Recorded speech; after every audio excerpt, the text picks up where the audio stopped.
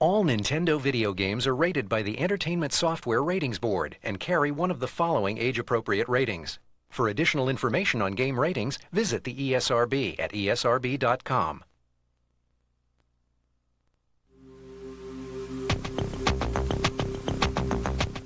Want some great entertainment this holiday? Head on down to Toys R Us. While you're there, you can check out the great new games coming from Nintendo. The Legend of Zelda, Majora's Mask for the N64 is coming October 26th. Some consider it a sequel to the greatest video game ever. Others claim that it's much better than the original. Let's talk with the experts at Nintendo. Being a sequel to the best video game of all time wouldn't be a bad thing within itself, but at the same time, The Legend of Zelda, Majora's Mask is much more than a sequel. In fact, you could label it as a sequel, but then you have to take everything you know about sequels and throw it out the window. When you first start the game, you're riding through the forest on horseback, and then you come across a skull kid, your horse rears up, and you fall off. And when you're knocked out, the kid actually comes up and takes your ocarina, and he also steals your horse, and that's kind of what starts it off. You got 72 hours to save the Earth. Link has to unravel the mystery of Majora's Mask within 72 hours, or else the moon will crash into the Earth. And if you can't solve the mystery within 72 hours, game over. There's 24 different masks in this game. If you take the Goron mask and you put it on, then you have the ability to turn into a Goron. You actually see him go through a transformation, and then he's a Goron, and you're able to do things you weren't normally able to do. You turn into a rolling Goron, and that's the only way to cross some parts of the game. If you get a Zora mask, instead of just kind of swimming on top of the water, you can actually put the Zora mask on and you have the ability to walk underwater. You can swim extremely fast underwater. And so there's a whole bunch to do under the water.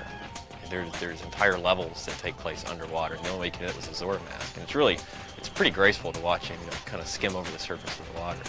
One of the things that makes the game really cool is that the whole time the clock is ticking. The moon is getting closer, and you're not going to stop any of that. You have so many things that you have to accomplish to stop this moon from falling.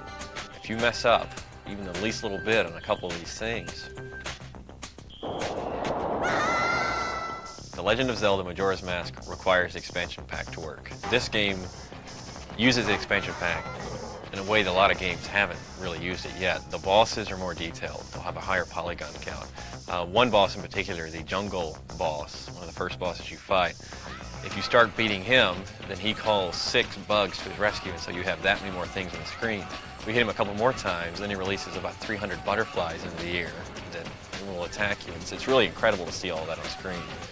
Everybody's going to love this game.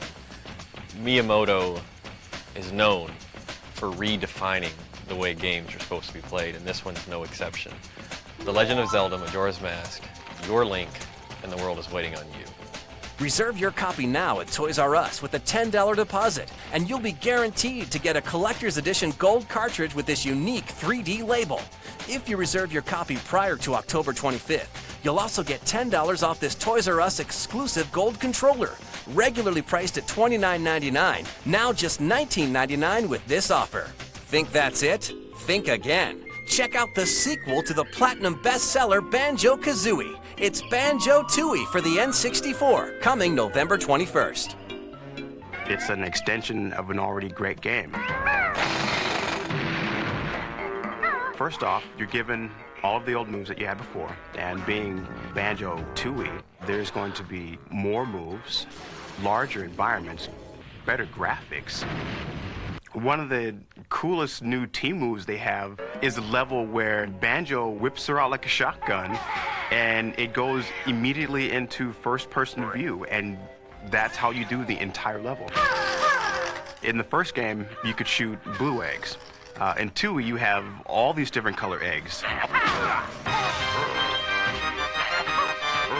The humor is definitely carrying over from the first game.